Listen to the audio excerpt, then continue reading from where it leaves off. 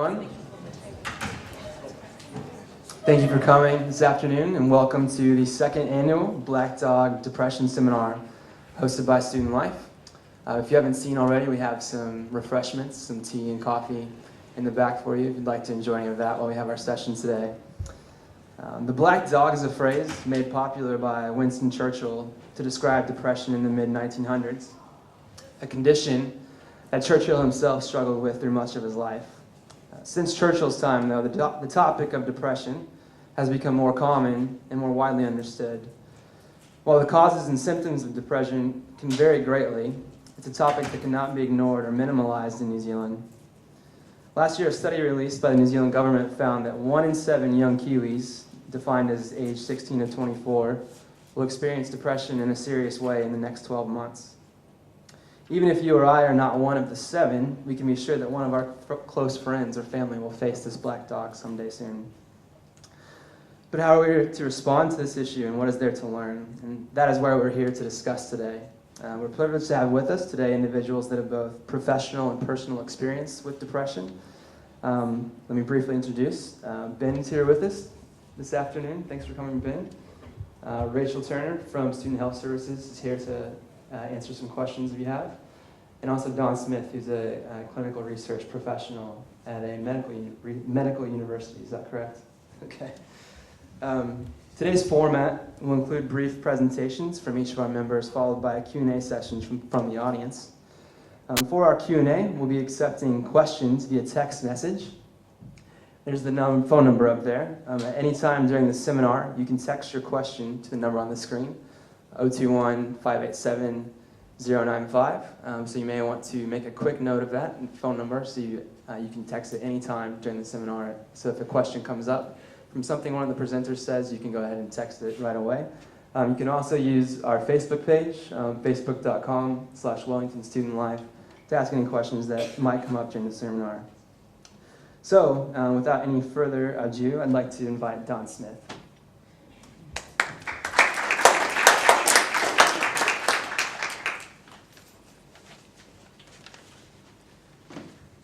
Hi. Whoops. Is it better? She looks terrible. Can you hear me back there? Yeah. Okay, I'll do without the microphone. My name is Don Smith. I work at Otago University, which I hope is okay, over the road. And I work primarily in terms of implementing best practice systems and looking at actually getting treatment systems from the university and the research setting out into practice.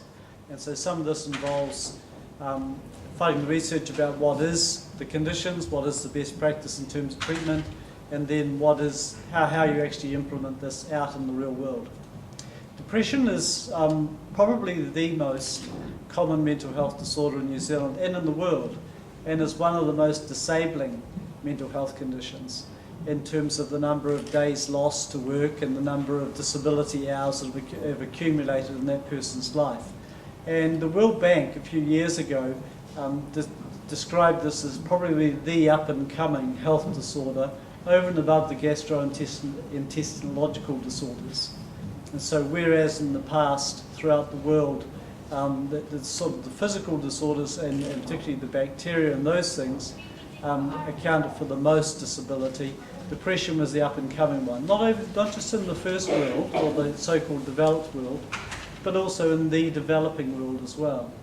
And so a lot more attention has begun to be paid on actually getting early recognition, and then early treatment and continuing treatment. And if I have one point to make, it's that depression is a chronic and relapsing condition for most people, and the solution is actually in the continuation of things that happen, not just in dealing with what's here and now. A bit like other conditions like asthma and diabetes and some of those things, once you find you have it or you have a likelihood of it, then the treatment is actually in the maintenance of good health afterwards, and if you do have a relapse, catching it quickly and doing something about it. And you learn to do those things quite quickly. In terms of depression, depression is sort of the generic disorder, and it's characterized by one particular symptom, and that's the loss of pleasure, the loss of pleasurable things, Life was good, now it's not good. I used to enjoy these things, now I don't enjoy these things. And that's the key symptom that actually is there for depression and makes depression different from anxiety disorders and all the other things. But behind that, though, there are different sorts of depression, and I think it's important to give some recognition to those as well. And some of those are to do with particular events, and some of them are to do with other things that are happening in a person's life. If I can, first of all, talk about the less common ones, and the particular event one that we're probably most common with would be postnatal depression. Obviously, to have postnatal depression, you have to have a recent birth. With postnatal depression is a particular depression which has biological, hormonal basis to it. It comes in very severe. It doesn't generally last very long, but it can be quite disabling and quite an important period of life for both the mother and the baby. But that's quite a particular sort of depression, and it's very short-acting. In contrast to that, one of the depressions which we don't perhaps give as much awareness to as others is dysthymia, or chronic depression. And it's at the other end of the spectrum, where people actually don't get very depressed, but they stay mildly depressed right throughout their life. Or it ebbs and flows a wee bit, but it's not the criteria of what we would call coming to a major depressive episode, and it probably doesn't actually require the sort of treatments that you'd want for a major depressive episode either. And in between that, you've got what we call depression or a depressive episode. Now, it's important to understand that depression is episodic.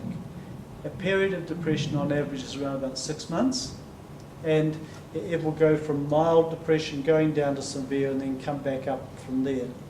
And as in the sort of episodic things like this, it will then actually happen again at some time in the person's life, or happen again. It's sometimes associated with stress, other times it just comes out of the blue. Sometimes it can be seasonal, other times there just doesn't seem to be any explanation as to why it happens.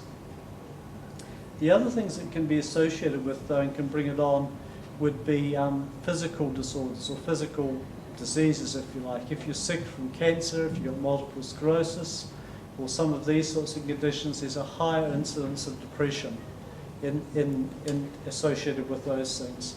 And the other one in the immediate term would be drug and alcohol abuse. Drug and alcohol abuse can go concurrent with depression, but it also tends to precipitate a depression.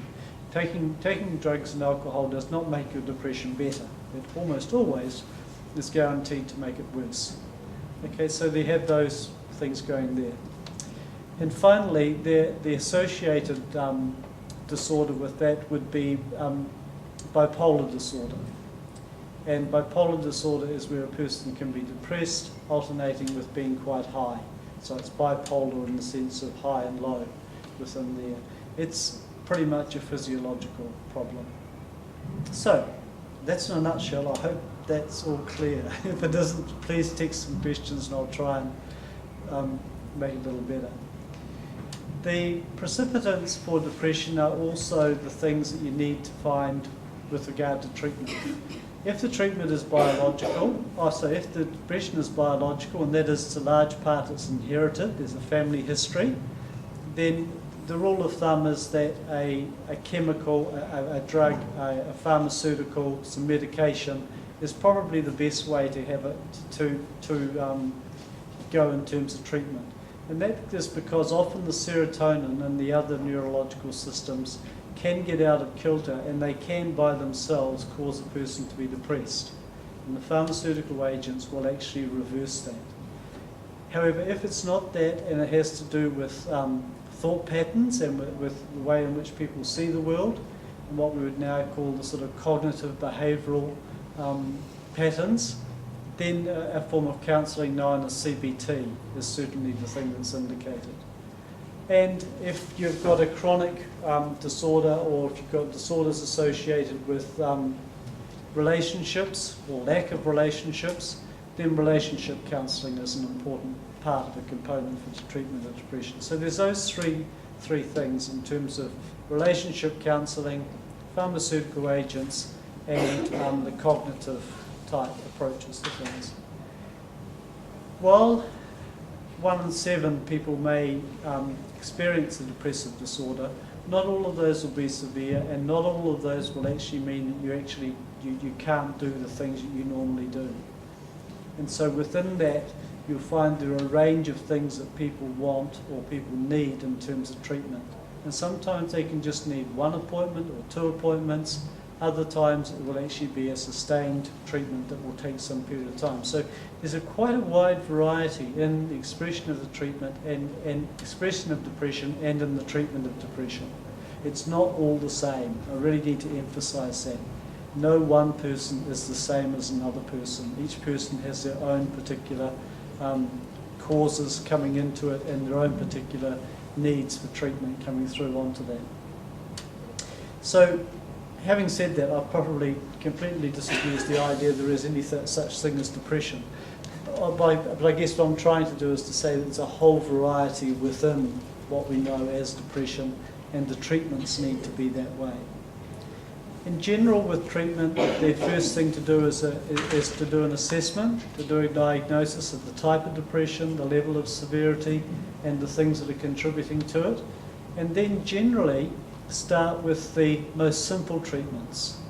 And sometimes that can just be teaching about problem solving or about those sort of life skill things. And for a lot of people, that's sufficient for them to just be okay and to just go on. There are some studies which are quite fascinating, and they suggest actually that a lot of that problem solving, a lot of that teaching happens in the community. It happens in families, it happens in community groups, and doesn't get anywhere near doctors. When they do epidemiological studies, they find that actually a lot of people who have depression get treated and get better without going to anywhere near treatment agencies. And that's great, because I think that's probably the ideal and that's the way it should be. However, for some people where they don't have those facilities, they don't have that network, or it's more serious than that, then they need to go through to a formal treatment service. And I can assure you that no one is going to actually do more treatment than is necessary. There's quite a lot of demand on the treatment services, so generally they're not looking for work. And they will give you the minimum amount that is necessary to actually improve the situation and to keep the depression away. And that's the final and most important thing. The biggest gains in the treatment of depression is the prevention of the next relapse. And you can't do a lot. You can moderate some of the symptoms, but you can't change what has happened. What you can change is what doesn't happen later on. You probably do that the least well of anything. But that's where the biggest potential is for anybody who's got a depressive disorder, is trying to make it better and trying not to get into the next time. And that's the same as it is for asthma, it's the same as it is for diabetes. It's all about avoiding the next occasion in which it could occur or making that not as serious. I hope that makes sense. If it doesn't, then please text and say that didn't make sense. And if there are questions, please text those too. Thank you.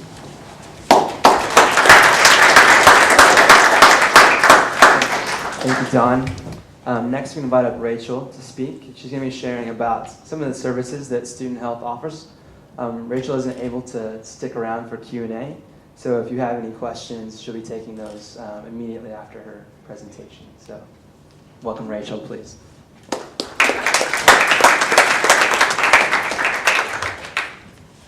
I'm going to speak away from the microphone, if that's okay. Can you hear me up the back? Okay, my name's Rachel. I'm from the Student Counselling and Health Service. We're one shared service downstairs, multi-order, so it's Student Counselling and Health. And my position is based in the student health side of things. My role, I'm a mental health promoter. I used to be a mental health coordinator here for 5 years. But recently my role's changed, so now I'm a mental health promoter, and my goal is to promote wellbeing and resilience and healthy lifestyle that hopefully prevents depression and the like from occurring. But what I'm going to do is run through a bit about what we do in our service to help students with depression, and just remember that you can ask me questions either throughout or at the end as we go. Okay. First of all, I want to tell you that we do get a lot of students that suffer from depression. It's very common. And so that's quite a common thing that we're dealing with. Our approach to dealing with depression is a stepped care approach at student health and counselling. And often a student will come in, they may come in in a number of ways. They may come in to see a nurse, they may come in to see a doctor, or they may come in to see a duty counsellor on the day, or they may come to a regular counselling appointment. And what generally happens there is an assessment, and it will be basically an assessment, a brief assessment to ascertain, once identified that depression is potentially what's present, they will carry out a brief assessment to work out at what level of the depression, where is it at. So basically, we're working out what severity we're dealing with. Our service is funded and to deal with mild to moderate cases of depression. We do have a very experienced clinical team that can kind of push it out around those edges. We do deal with often with cases that are kind of pushing towards the moderate to severe levels of depression, but mostly what we do in those circumstances is refer on to another service that's more suitable for those whose depression is becoming more serious. So that's the first thing we do. We kind of look at the match. Can we provide the best care for somebody that's suffering from depression? We work within a developmental framework. We kind of look at mostly the depression that comes to our attention, and the one that we tend to work with is kind of within the framework of the university developmental stage. Relating to life and pressure and study and challenges and things around the university life experience. Those are the kind of most common situations and experiences that we're working with.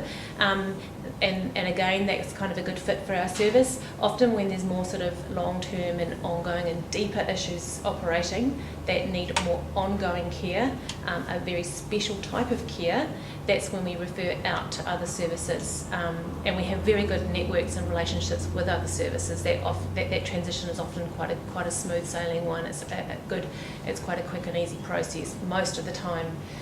When I say the word quick, just to let you know that, as was mentioned earlier, services for those with mental health concerns are quite squeezed. So it's as quick as we can make it, and often because of our relationships, we can make it quicker than other times, So if a student is seeing us for depression, it's kind of a joint management approach with student health, with the doctors and the nurses. We have MDT every couple of weeks, which is a meeting where all the doctors and nurses come together and we discuss cases where there's a bit of extra input that's needed.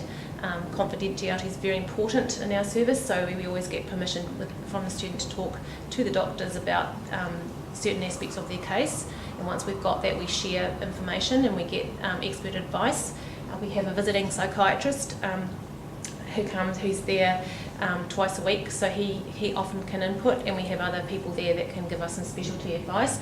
And we work very closely with doctors to talk, in regards to the treatment of our clients, in regards to whether or not they may need medication. And as was mentioned before, not all cases require medication, so we may explore that and decide that's not the right option, or whether or not counselling is working and what we can do to kind of add to that, or whether we need to refer to somebody else. Those are the kinds of conversations we have.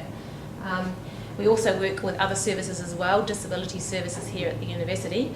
They attend our MDT meetings as well, and they are often involved with our students as well. As I mentioned, onward referral. We refer on when we need to, and we do that in the best way possible, hopefully for the best interest of the student and with the best ease as well. Okay, where are we? Do you all know where we are? Yeah, downstairs, right downstairs. We've got a nice big new office down there, big joint shared facility. We are also at other campuses. We operate up at Karori, the architecture school, down at the Pipitea campus as well. So wherever you are, if it doesn't suit coming up here, you can go there. We have a range of appointments, as you can see. Every day we have a duty counsellor that is available to talk to students if they come in come up to the desk in the first instance. At the moment, there's a bit of a waiting list for counselling. The first appointments aren't until the end of October, early November. So we're very, very busy. So what we do offer though is a daily opportunity to see a counsellor just for half an hour to talk about what's on top, what your issue might be and what support you might need in the meantime. Often we have a few other things I'll talk about in a minute. Often we can refer to those in the meantime before you get in with your counsellor. Regular counselling appointments, they tend to be 2 to 3 weeks apart, and for an hour. You can choose whether you want a male or female. We have a Māori counsellor, and yeah, all our counsellors, as I've mentioned before, are very, very competent. They've got a wide range of clinical backgrounds, come from all sort of a range of different disciplines. So they're very, very skilled team. And yeah, so we tend to be able to meet the needs of most of the students that come in. Other things that we do offer there as well as counselling. Like sometimes counselling the student may not be ready to do counselling, or they may not want to do counselling. So if they do say come along and talk to us in one of our brief appointments about I've got an issue in this area, and it might not even be kind of like a mental health thing. It might be something like a study question that they're struggling with, like I seem to have ongoing problems attending to my study and concentrating and those kinds of things and relaxing. And they might not kind of be ready to kind of explore their low mood further. They might describe it in a different way. There are other things they can do until they might be ready, or they may not need to go on to counselling. And these are some of the things that we can offer. We have a range of groups. They're all free. The one thing about coming to using the student services at uni is they're all free. And once you get out to the big wide world, they're not free. And so use your student levy, I say. So there's a range of things here that are really useful, and often the symptoms that do present with depression, can be things that can be addressed in these groups. For example, being relaxed and focused, procrastination, losing motivation, again, not feeling happy about life and things, stress, not being confident, self-confidence. We also run a really good group on body sense and women's issues around body and food, which is really, really good. Sleep. Often people that are depressed really struggle with sleep, and that's a really good session on trying to improve sleep. And one-off solution sessions, that's a really good group. That's kind of a session on problem solving and looking at kind of an issue that's causing you to often struggle and have low mood, and so that helps people think through what can I do to make my situation better, and then that will lift my mood and make me manage myself. Meditation and managing anxiety is a new one we've just started up this term. So a range of really skill-based courses there that are really useful. We have a good website there with resources online, links to other websites that are really useful on a range of mental health topics, and depression is one of them. I put some resources up at the back of the room there, so feel free to have a look and help yourself. They're all relevant to depression, and they also include a group program, so have a look at those. And also information on actually coming to our service in terms of contact details and making contact with us. And I've just put a note down there about other services again. We also have a program called Lifting Our Spirits, which is, and we're in partnership with the Rec Centre. There's 2 Rec Centre staff down the back there. You'll probably recognise them with their outfits on. That's a program that we've developed with them, and it aims to increase physical activity of those who are suffering from depression. It is for people who are suffering from depression, so therefore it looks at trying to get people more active and moving, and physical exercise is a really good way to do that. It involves, I hope I've got this right, free entry to the gym, free personal trainer for 4 weeks. Yeah. Yeah, so free personal trainer and accessing the gym and all the classes for 4 weeks, and before you go along to that, you see a counsellor and a doctor, and there's some screeners that are carried out, and then following that you see your counsellor and your doctor again, and then there's a kind of a post screener carried out there to see if it's lifted your mood. So these are all really, really good things to think about if you are suffering from low mood. And if you ever have questions, even if it's about yourself or somebody else, often we get people coming in with questions about other people, their friends. You know, again, the counsellors are there every day, and we often talk to people that are coming to talk about their friends. You know, they're concerned their friends acting a certain way, they're not coming to classes, they're looking dishevelled, they're looking down all the time, and they're saying some things that are concerning, and we often help people support other people. So even if somebody else you're concerned about, come and see us. Yeah. Any questions? I know I've fired a lot at you there. Any questions? What's involved in that screen thing?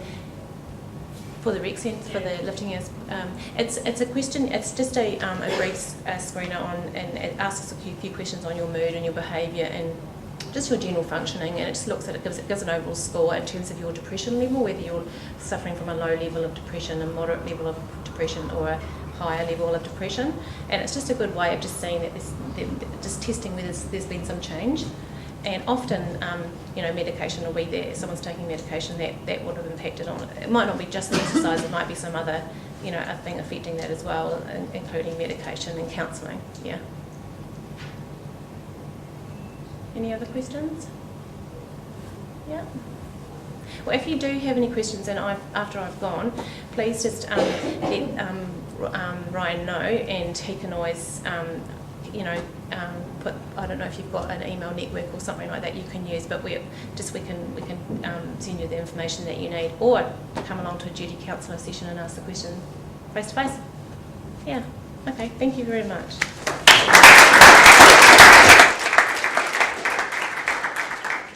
Yeah, thank you very much, Rachel. As she said, I encourage you check out the resources she's brought in the back before you leave today.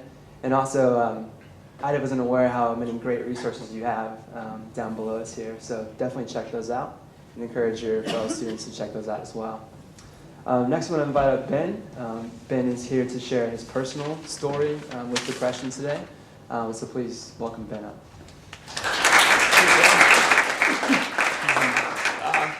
Can I use it without the mic? Yeah. So yeah, I'm Ben, and I'm here to share my story of my trip through that dark, depressing, seemingly endless tunnel that is depression. And my story is going to be depressing at times, but I just want you to know it gets better, and it's got a happy ending, and I think it's a story of hope. And so I'll start off by telling you guys how I became depressed in the first place. Now, university years, they're meant to be some of the best years of your life, right? But nah, that wasn't the case for me. I was miserable for nearly all of them. And really, it's because I did it all wrong. To cut a long story short, as I got further into my computer science degree, I became more of a perfectionist, more of a workaholic, and more of a people pleaser. Now, my self-esteem was so messed up. It's crazy looking back on it, but it would have just been the end of the world if I'd got anything but an A+ grade. And there's only so long you can go on like this, you know, all work, no play. I even felt guilty when I was relaxing. And I found out this the hard way, and I burnt out completely. And so basically my life, it came to a complete standstill. I could no longer function. Simple tasks like doing the groceries became a real mission, and let alone writing a thesis. And so this is what led me to becoming depressed. However, I didn't have a name for it for quite some time. And so this week before coming here, I reflected on what it was like to be depressed. And I guess the first thing that came to mind is that I had a complete and utter numbness to life. It was like someone just sucked all the joy out of the world. Just nothing gave me pleasure anymore. The things I used to love, it just became meaningless. I mean, I used to be passionate about things like computing, but it all just fell away and just became pointless. And this wasn't ideal considering I was in the 4th year of a computer science degree that really needed to get done. And so yeah, that's one thing. And I just want you to imagine for a minute what it would be like if your mind was your worst enemy. Now that's what it's like to be depressed. Like basically every waking moment, my mind would be bombarding me with negativity. It would be telling me things like, Ben, you're always going to be depressed. Ben, you're so miserable. Why do you carry on? Why not just give up? There's no hope, no light at the end of the tunnel. And I believed it, and it just went on and on and on and on and on like that. And I remember pretty much every night being on the phone, you know, just crying to Mum, and if she hadn't been there, I don't know where I'd be today. The other thing I noticed is my motivation, my concentration, my energy, they all just plummeted. Basically getting out of bed and facing the world was a real mission in itself. And if I did finally drag myself out of bed, I'd march off to uni and I'd sit at the computer and I'd stare at the screen all day and then come home having achieved nothing at all. And I was getting behind in all my papers, my thesis was going nowhere, and so I just became more and more depressed. And it was so frustrating because I knew what I needed to do to come right. I just couldn't summon up the willpower and energy to do anything about it.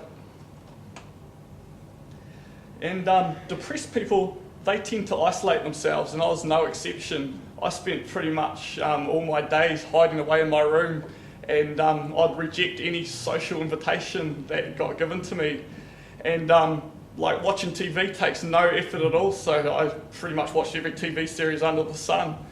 And when I wasn't watching TV, I was just thinking about how miserable I was.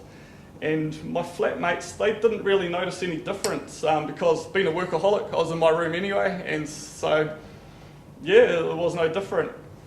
And also, the reason they didn't notice is because I put on a really, really, really good mask. You know, I was ashamed of my depression. I didn't want anyone to know what was going on. And so I put on a brave face even though I was pretty much dying inside.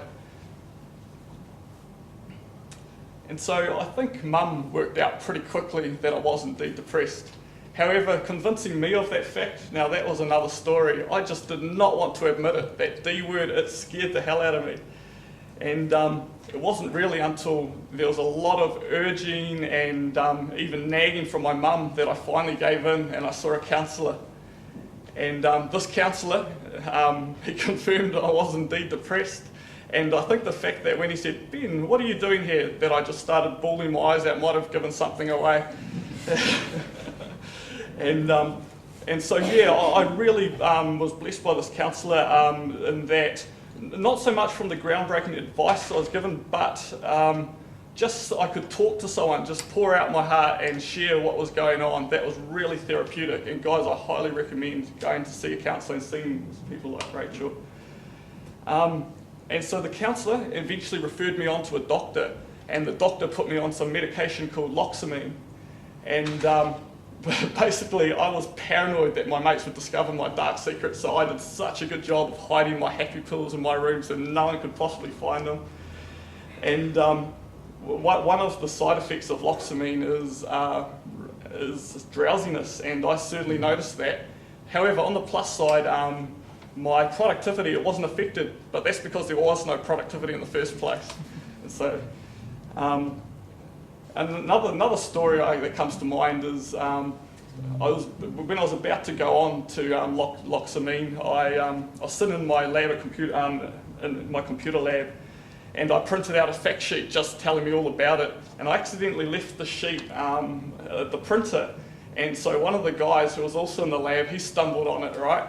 And he did the worst thing that possibly anyone could ever do, and he basically announced it to the world, and he said, "What's this? Loxamine for depressed people?" And then he went on a witch hunt and was like trying to work out who was depressed. And so, "Is it you, Sam? What about you, Ben?" And so I just vehemently denied it. It wasn't me.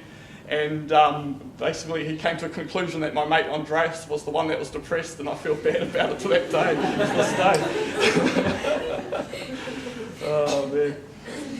So what ultimately brought me out of my depression? Well, there was a Saturday night that I will simply never forget. So I've been depressed for a long time now, and I was just lying in bed contemplating how crap life was. And I had this sudden, intense and weird urge to just cry out for help, and it was my first prayer that I've ever said, and it's most sincere prayer, and I just poured out my heart into it, and it's hard to explain, but I felt the presence of God and just this assurance, it's all going to be okay, Ben. Even stranger still, I had this strong impression in my mind, Ben, tomorrow you're meant to go to church, no ifs or buts about it, mate, and like I would never sum up an idea like that by myself, that's for sure. And so the next day, pretty much everything was against me going outside. I mean, usually I'd be depressed in bed, and the fact that there was this thunderstorm, that would have stopped me even more. But was like I was on autopilot, and so I marched off to church. And I found myself in a real loving community, a place where people genuinely cared for one another. But the most amazing thing is, the following Monday, I woke up and the burnout, the depression had lifted off me completely. I was able to get back into my studies and ultimately graduate with first class honours. And so, what an answer to prayer that was. And I really, I'm blown away now when I think about it. I guess I also want to make it clear, while that was definitely the worst depressive episode of my life, it wasn't the only one, and since then I have been depressed, and so I suffer from seasonal affective disorder, and basically that means when winter comes along and there's less sunlight, I become depressed, and I start recognising myself, I'm isolating myself again, and the great thing is, these depression is just nowhere near as bad as it used to be, because I can recognise the signs and I know how to manage it. I mean, I've even got a light box, it's this giant bright fluorescent light that I sit up on my bed in the mornings, and basically it just shines its goodness on me. And I swear by it, I really do. Funny story, when I first got it, I didn't read the instructions. And so I just sat up on my bed and 45 minutes straight, I just stared at it. And I had the worst headache of my life, eh? And I was seeing shapes and funny things. Not recommended. And so, what did I learn from this whole experience of depression? Now, it's going to sound crazy, but I'm glad I went through this depression. I consider it a blessing in really, really, really, really good disguise. And the reason I say that is because having been through that dark pit of depression and having come out into the light, the world is just so much brighter and beautiful, and I've just got a new zeal and enthusiasm for life. The other thing is, having been through depression, I can relate to those who are currently going through it. I can give them hope, and just really, I'm a living testimony to the fact that it does get better. And the other thing is, I've realised the importance of a work-life balance. No longer am I Ben the workaholic who felt guilty whenever he wasn't studying. I'm now a 9-to-5 man, heaps of freedom, and it's awesome, it really is. And the other thing I noticed is just how valuable good friends are. I'm not talking about any mates, I'm talking about people who are going to be there for you during your hardest times, and people who you can talk to about things like depression. If you don't have someone like that in your life, I highly recommend finding one. It's just incredibly crucial. And finally, and I'd say most importantly, this was a very humbling experience, this depression, and it brought me to my knees, and I encountered the living God. And since then, I've put my hope and trust in Jesus Christ, and hands down, best decision I've ever made. June the 26th, 2011, and since then, I just have a new hope. I've got purpose and complete and utter inner peace and just ridiculous amounts of joy. And my life has changed forever. And I'd love to tell you all about it, but this is a talk on depression, so if you want, you can have a chat to me afterwards. So the other day, I was having a beer with my mate Frankie, and so I lived with Frankie as I was depressed in Hamilton. And so he was my flatmate. And I basically told him my story, told him everything I went through, and the amazing thing is he had absolutely no idea I had gone through any of that. That's how much of a mask I put on, And chances are, you've got a friend who is doing the same thing. They might be dying inside, but just hiding it completely. And so I encourage you, if you suspect your friend is even is depressed, just lovingly confront them and say, "Hey mate, you seem a bit down lately. I just want you to know I'm here for you." And don't just say I'm here for you, actually be there for them and be consistent. You can be such a blessing to that person. And the other thing is, depressed people can be incredibly frustrating. I mean, it might seem incredibly obvious what they need to do to get help, but the thing you have to remember is a depressed person's mind isn't often rational, and so making a decision, let alone acting on it, is just nigh on impossible. In serious cases, you might need to tackle your friend and tie him up, throw him in the boot of your car, take him to a doctor or counsellor. And for those of you who are depressed, your mind's going to be telling you the exact opposite of this. But I just want you to know it does get better. There is hope. There is light at the end of the tunnel. You will know what it is to wake up and look forward to getting out of bed. You will know what it is to laugh again. Just hang in there, guys. Thanks a lot for letting me share.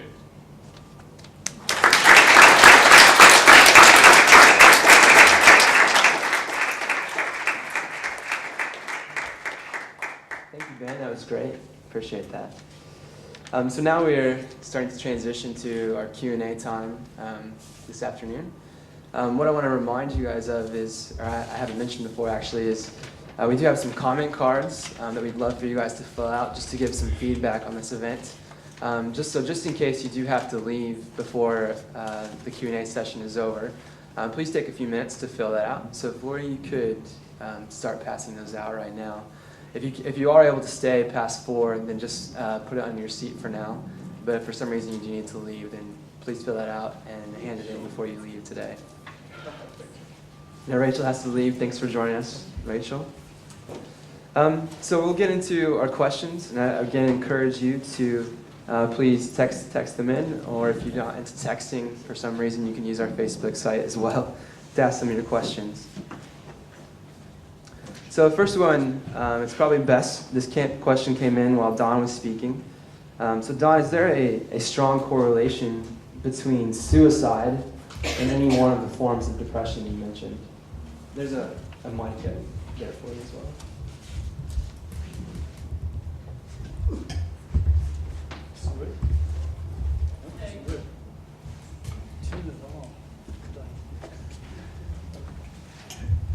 Okay, the answer is yes.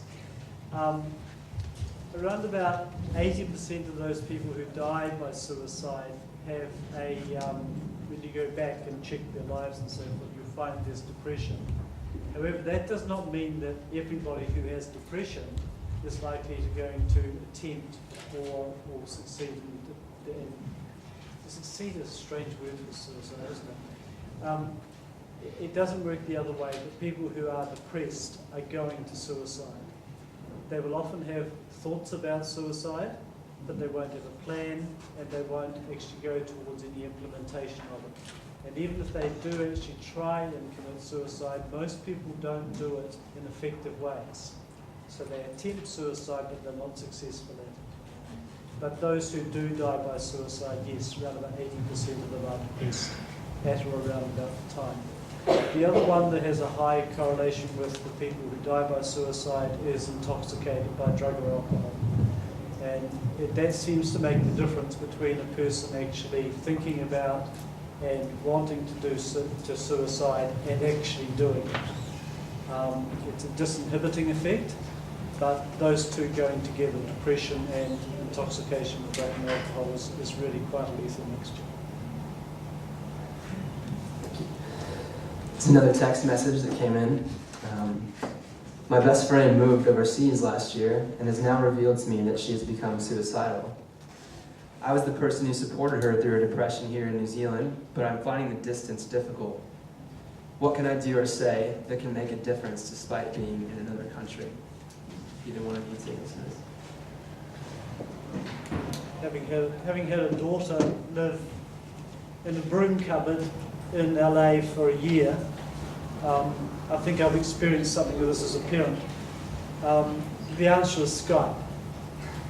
You use Skype, and you can say and support a person via Skype in pretty much the same way as you can do that face-to-face here in New Zealand. So I think that's an amazing piece of technology to pick up and use. Having said that, the next step, I think, is to direct them to some of the websites that are available. We have some very good websites in New Zealand. One's like The Lowdown, which is a good one. It doesn't matter where in the world you are, you can access that in New Zealand. And the other one is, and I know this is difficult in other countries, but if they can get to a general practitioner, or to America they call them family doctors, then they will offer the same treatment pretty much as they will get here. And in most instances, they will get access to that treatment if they are suicidal without having to go through all of the rigmarole of some of the other foreign systems. But getting them to that point of going to the doctor, as Ben said, may take many, many Skype sessions.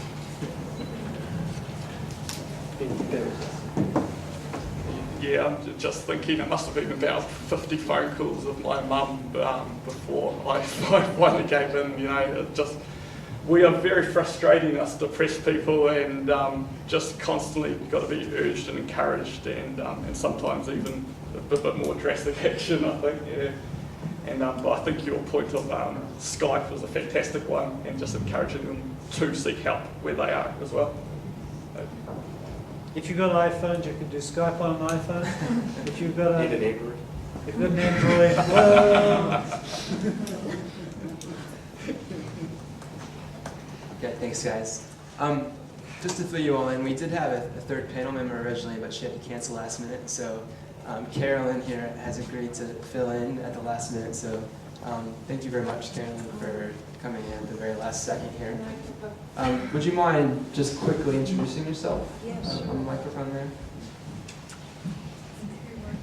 Okay. Oh, this is going to be interesting. Can you hear me?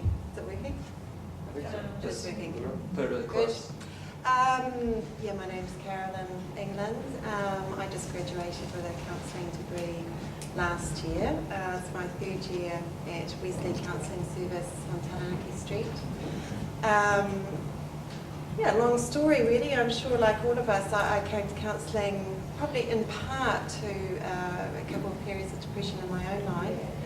And counselling served me greatly. It was incredible to get a perspective and a take on what was happening to me. And also to do a bit of excavation work into my past with great support. So yeah, Thank you very much. A question came in, I think, from Rachel's comments. How important, or what experience do you know of exercise in the treatment of depression?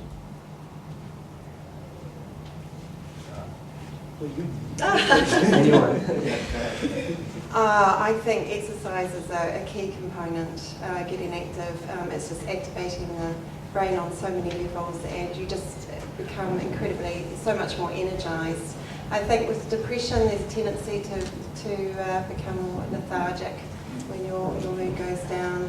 So just getting out into the sunlight to start with, small steps, you know, going for a walk, anything that is positive and enjoyable, and to keep reaching out, just keep reaching out to anybody that can be with you in that process. Carol mentioned the sunlight. One of the things of going out in the sunlight is the production of melatonin in your system, and melatonin will actually help with the regulation of your sleep patterns. You can actually take some melatonin as in the right way around, otherwise it will work the wrong way. But you can best get melatonin from exercise where your body is ready to go to sleep after you've done some exercise, but also the melatonin will help in itself regulate the sleep pattern, and more sleep then helps in itself with better mood the next day. So exercise in the sun to get melatonin. Now obviously in the winter, as Ben pointed out, that can be a little bit difficult in places like Wellington. So you're doing exercise in front of these great big glaring lights. Yeah, I couldn't agree more. Exercise is absolutely crucial, and like as they said, you are a bit lethargic when you're depressed. And I found what worked for me is just telling my friends, you know what, I am just being a homebody, but can you really encourage me to get out and force me to go for runs, that sort of thing. And when I do go for runs, I come back feeling great, and so definitely. Another question came in. Why can't people with depression just get over it?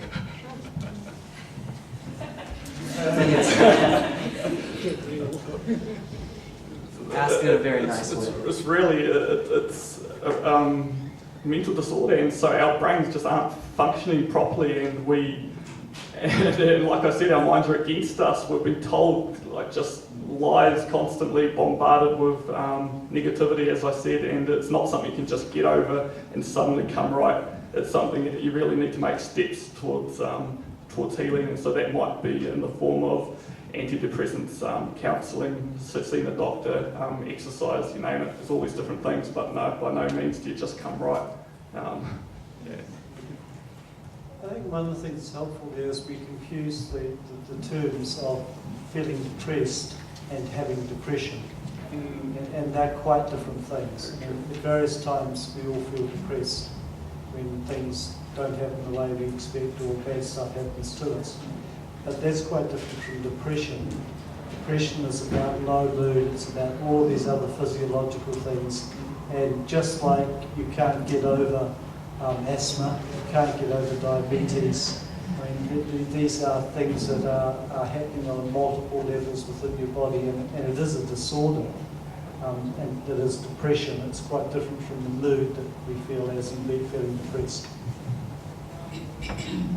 Absolutely, and I think too it's important to think of it in terms of it's a cumulative thing. It may be something that has built up over an entire lifetime, certain patterns from early childhood, for instance, things that just build up, and from my experience it was like a feeling of the cup runneth over, really.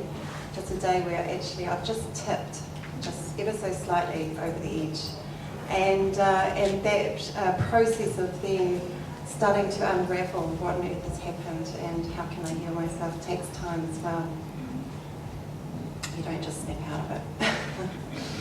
Along the lines of what you just said, Karen, there's a question asking, how do you know the difference between someone who needs external help, such as medication or counseling, and someone who needs to help themselves or to think differently about their depression?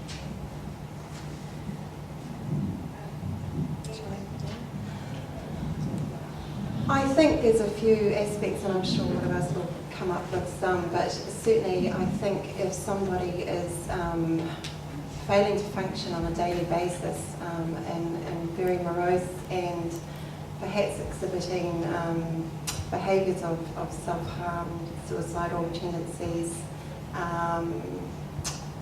it's time to, sit down and have an honest talk with a friend and say, look, I think it's time to get help. And that may be going to a GP. In extreme circumstances, it's going to the A&E or ringing up the CAT team. That's probably been mentioned already.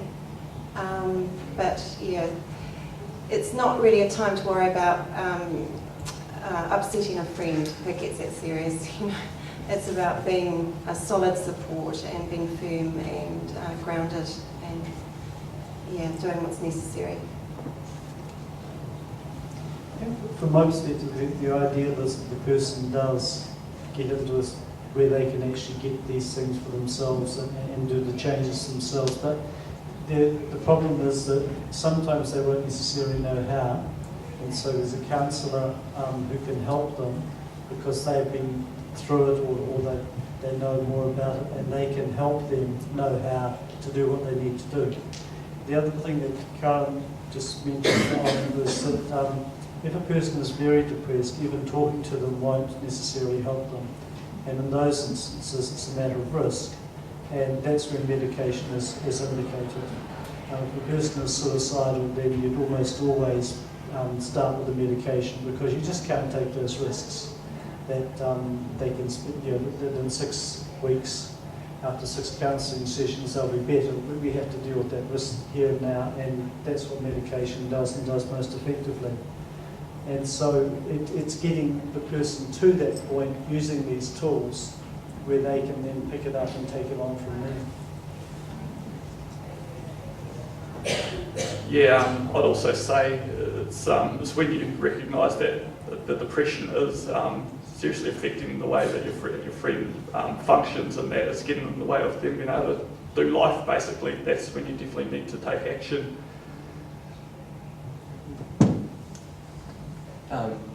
Question, what shouldn't I do if I think someone is depressed? So we've talked a lot about some options for helping friends. What are some bad suggestions that people may have? Tell them to harden up. Yeah.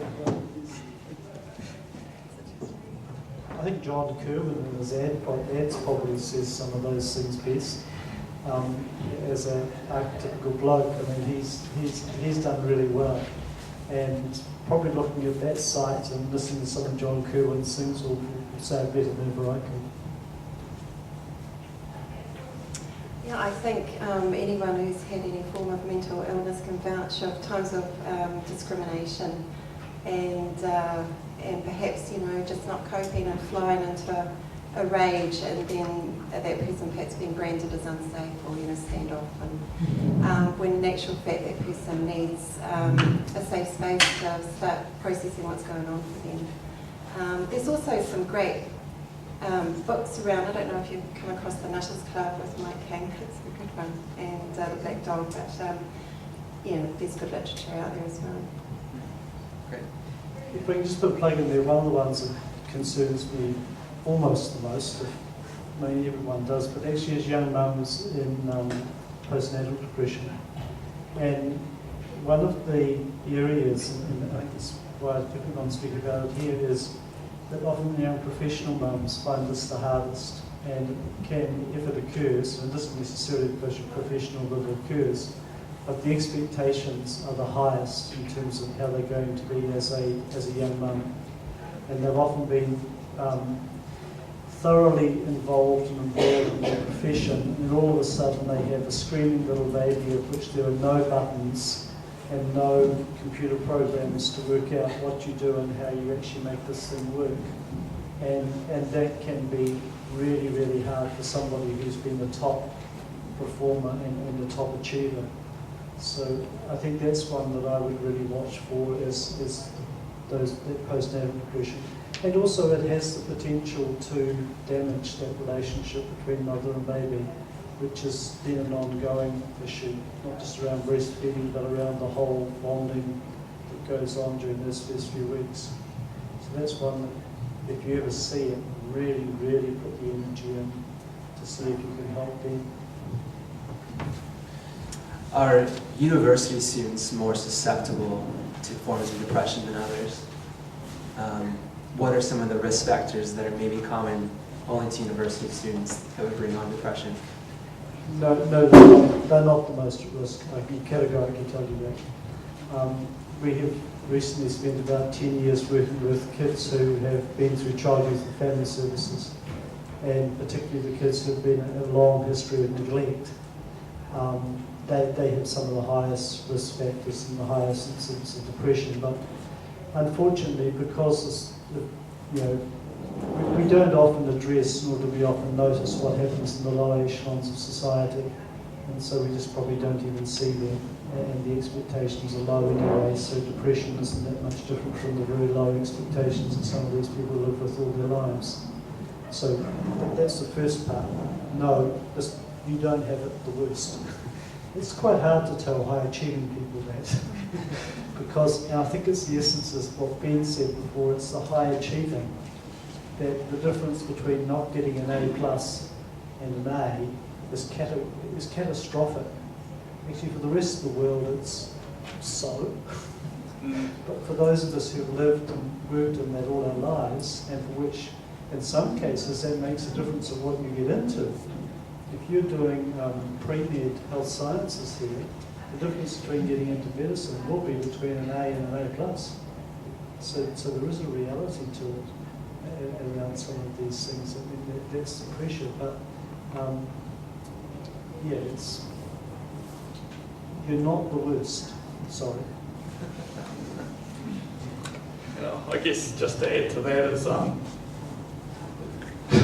so I was definitely a perfectionist, right? I've managed to finally break free of that, but I've seen just how miserable perfectionism can make one, and the fact of the matter is we'll never be perfect, and so we're always going to fail to achieve what we aim for and just always be miserable. So yeah, guys, if you are a perfectionist, just understand what it's doing to you and really make an effort to strive for excellence rather than perfection. This may seem slightly strange, but I know somebody who had a person in their family who was perfectionist from a very young age, and they bought their mistakes. So if you pay your friend $10 for every mark that they failed, they might feel better about their mistakes. Interesting, and perhaps a trigger for things that haven't been dealt with for a long time. what are some skills that are needed to prevent further episodes of depression after you've received initial treatment? So Ben, maybe what are some of the skills you've used when... Just keep an eye on yourself, recognise when you are starting to exhibit those signs of depression again and get onto them quickly. And I have found that I'm getting onto it quicker and quicker each year, which is fantastic. And that's pretty much for me. If you're one of the people who has one of the biologically driven depressive conditions, then it's about staying on medication, about finding the minimum amount of medication you need to keep you well. And that's an acceptance thing, about saying there's something in my physiology that was probably in my parents or my grandparents or whatever that means that I have to have this help to get my nerve cells to behave in the right way. Just in addition to that, I guess it's learning skills day to day of being able to meet stresses in a healthy way. And that may be that instead of, for instance, there's various approaches in counselling, and more there's mindfulness is used in terms of being able to step back from what is happening in your life and being a curious observer of that. And very much grounding yourself in the presence, and this brings in good old-fashioned deep breathing, relaxing the body, and creating space for what's going on for me right now. Why am I feeling this low mood? Why am I feeling so anxious? And so instead of becoming almost diving into whatever you're feeling, it's just having that ability to be able to step back and watch it and observe it and try and understand it. And then again, as being talked about, things that work for you. Okay, I need to step up that exercise routine again. I need to talk to a close friend. Maybe I'll contact my counsellor again. Just start to look at what works for you. And it's a case-by-case basis. Everybody responds to different things. It's whatever lights you up. There's a question that came in through text, responding to some of the things Ben had to say. So, what are some similar alternatives? What similar alternatives exist for people for whom religion is not an option? Sure. So I mentioned some. So exercise, absolutely. Talking about it, so key. Find a trusted friend, loved one. And I truly do believe that antidepressants can be effective for quite a few people. Have been effective for me in past cases, and see a counsellor, that too, that can all help. Absolutely. There are certainly non-God ways of coming right too, but for me that was absolutely what brought me through it. I think that can be broken down to sort of the existential God aspect of religion, but the other big aspect of religion is the people aspect, the community of people to whom you have some sense of belonging, and to which there's some reciprocity in that. And a lot of what happens in church or mosque or synagogue or whichever one you look at is about close and sort of committed relationships that people will have there, and they can be found in other places. Religion in New Zealand is a rugby club, I'm told, and maybe there is a bonding and relationships that happens in some of those groups. I'm not quite sure what the other varieties to churches and rugby clubs are, but I'm sure there's some somewhere, and I don't put pubs in there, or clubbing. That's not religion. Yeah, I think it's all about community, and I think with depression, often there's a tendency to become quite isolated, to back off from social togetherness and gatherings and functions, and so reaching out to any community that will inspire you, that you have a connection with. I think it speaks of existential issues here, and it's about grappling with really analysing what one's values are, where we find meaning in life, and developing that sense of being authentic in our lives and where we want to go, what our dreams and goals are. I think that's quite essential, and I think we can find that in various forms through religion, through our own sense of spirituality, whatever that may be. It may be nature. For me, nature's been a wonderment and a huge inspiration at times. So whatever it does for you, really. What are some of the more common risk factors for depression?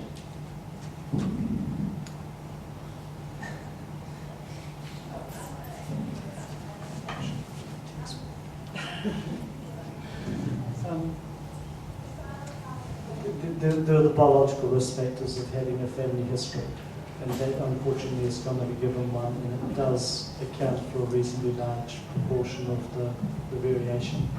The other one I mentioned there was in terms of neglect in childhood, and that paucity of number and depth of relationships, and that can be particularly the case for guys.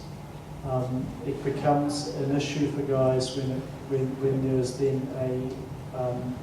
they're developing a relationship with a young woman, in the sense of where they haven't had other relationships in the past to actually build things on. And this paucity of relationship can actually be really quite problematic around the romantic things for guys, and is a factor, I think, in quite a lot of the suicidal activity that happens very suddenly for young guys, but also for depression. Drug and alcohol, as I said, is certainly one. And I can't remember what the textbook says about the rest of them. It's too late today. I can only speak based on my own experience. To be honest, I don't know the various risk factors for depression, but I do know that in my family, the depression does run in my family, and so, for example, my mum, she went through depression as well. So, yeah, I may have inherited kind of that, something to do with that, but that's all right. I'd just like to add, certainly I think childhood experiences, the earlier you go in terms of the architecture of the brain, if there's been trauma, child abuse, neglect, doesn't stack up well later on in life, and it's wonderful to see in the community at the moment. I'm seeing all sorts of talks about that, and it's getting out into the media more and more, which is fantastic. There's other biological risk factors too, just hormonal changes, chronic stress, brain injuries, there's a whole raft of things that can contribute to depression. And certainly just how, in one's family and social, cultural factors as well, just what we take into ourselves from what we have taken in as a child and growing up as well. I'll probably say one thing for I think also it's a lot to do with finding our identity in the wrong things. And I mean, if our self-esteem rests on what people think of us, or academic performance, or winning competitions and things like that, and things don't go away, or we lose something that is just so important to us, then that can destroy us. And so it's so important that we know who we are and what our identity is. My favourite form of depression, as far as the name goes, is involutional melancholia, and it's one that I've only ever seen one person with it, but it's a real cool title, except for them. And it's actually, particularly for people who have had busy and successful careers, it's what happens when their career stops. And I think it isn't necessarily pertinent here, but we're pertinent for people you may know who are a little older than themselves, in the sense of people who do have very successful and rewarding careers around things, and then they retire. And within the first few months of retirement can be absolutely traumatic for them, and depression can often set in.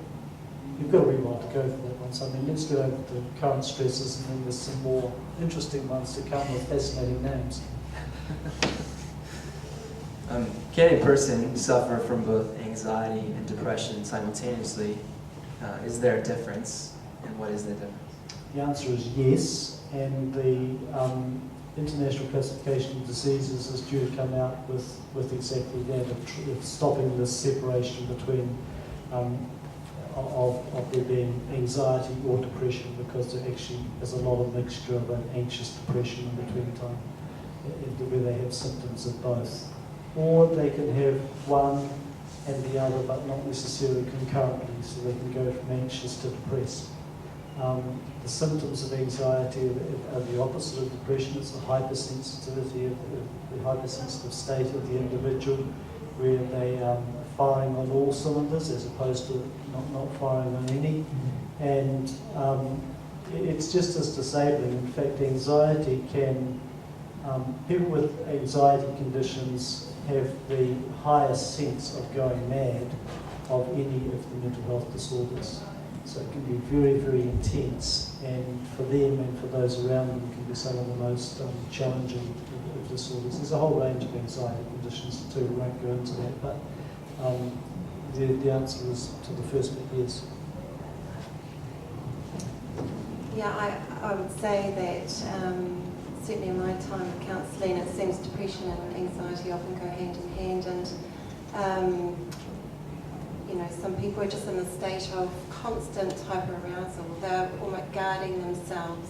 It's something that's become a habitual habit that was a coping mechanism that played a role perhaps earlier in life, but now as an adult is a barrier to really connecting fully with others and with life. And so again, it's a case of finding different techniques to just be in the present and bring down those arousal states, so that through relaxation and through various techniques, cognitive behavioural therapy being one of them, but also storying one's life through narrative therapy, that kind of thing. Text message that came in: how can you stop depression coming back? It's something we've talked about before, but is there an answer to this question? Well, I haven't quite worked that one out because, like I said, with the seasonal affective disorder, really, I haven't found any way around it other than getting onto it quickly, such that the times that I am depressed in the winter, they're getting shorter and shorter and shorter, and so perhaps it's so short one day that it's pretty well non-existent. There is one solution, Ben, you should go north and get No, the equator. yeah, I'll live on the equator. Perfect idea. You too can go to Australia. Because seasonal affective disorder happens more in the lower latitudes. Yeah, absolutely. So don't go to Norway or Sweden No, or don't attempt to. Finland. No. It's bad. That was miserable. I think it's finding out what the keys and triggers were, and then actually staying whatever it is you need sufficient on those to work out those particular things. Okay, great. Time for a couple more questions. In your opinion, why is this an issue in New Zealand specifically? Is there anything unique about New Zealand that brings this issue on? No. Okay.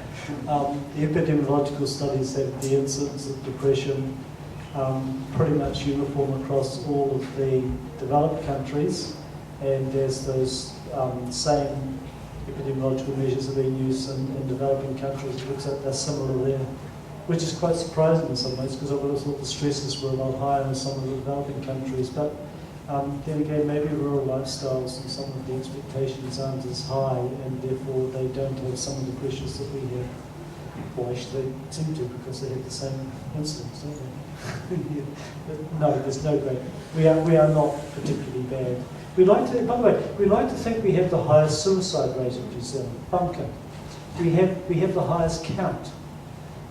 If you go to the UK and if you suicide, the tradition is you're not allowed to be buried in the churchyard, and so they actually have another category of suicide, which is death due to unexplained causes. And you actually have to add suicide and death due to unexplained causes in order to get the suicide rate. If you're in the USA and you have a patient who suicides, you do everything within your power to make sure that they didn't suicide, or you're legally liable. If you go to some countries where there's considerable shame around suicide, similarly they will not classify it as that. Unfortunately, if we were to have one action to try and reduce our suicide rate, it would be to get rid of the coroners. They're really problematic because they search each case out, and we have probably one of the best and truest measures of suicide in the world. That isn't to say our suicide rate is good, it's actually bad, It's just meant to say that the rest of the world fudges there something terrible. When I was in Nepal, it was quite fascinating. We were out in the rest of Nepal and we asked if they could tell us the suicide rate for men. They couldn't tell us the suicide rate for women. They didn't count. In both senses of the word.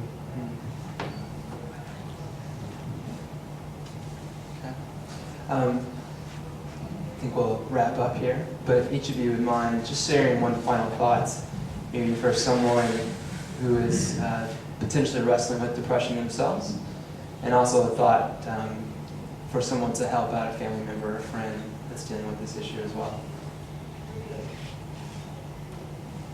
Go for it, Ben. It's pretty cliche, but for the depressed person, it gets better. It really does. And for the friend of a depressed person, it will get frustrating just that, but continue being a good friend to them. I think if I look back a little bit, as I'm now able to do, having grey hair and a grey beard, the services and the facilities that are now available to help people with depression are just so far much more than there were when I started off as a clinical psychologist in the 1970s. And we have effective medications, we have effective psychological therapies, we have web-based psychological therapies. There is just so much more there now that we know works. And it's worth taking advantage of it, because being depressed is just not a great state to be in. And it's not a great state for your loved ones to be in. There are lots and lots of tools to help them. Absolutely, there's so much out there, there's so much potential networking to be had, whether on the net or in your immediate community.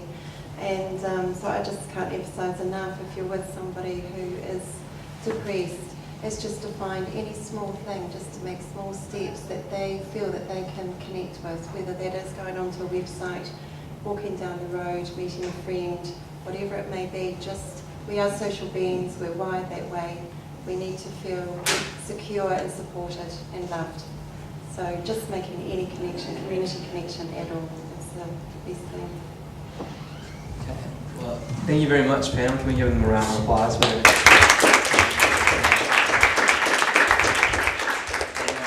Thank you all for your participation and your attendance at today's event. If your question was not answered, or if you have a further one, I encourage you again to head to our Facebook page there, facebook.com/Wellington Student Life, and you can ask it there, and we'll be attempting to answer some of the unanswered questions there as well. And as just a reminder, this event has been hosted by Student Life. We are a Christian group here at Victoria and at Massey, and for those that are potentially interested, we host events like this throughout the year, providing just a space for discussion and questions, important and interesting topics for university students. And next week we'll actually be hosting another discussion, and this time on the topic of suffering. It'll be again at 3 o'clock in room 218, which is just through that wall there. And it'll feature a local Christian pastor and the head of the Vic Uni Debating Society talking through this issue together. So I encourage you to please fill out your comment cards before you leave and drop those off in the box. And also check out the resources that Rachel dropped off earlier. And please stick around just to hang out and chat with our panel or anyone else here. We do have hot drinks and biscuits provided for you guys. So thank you all for coming.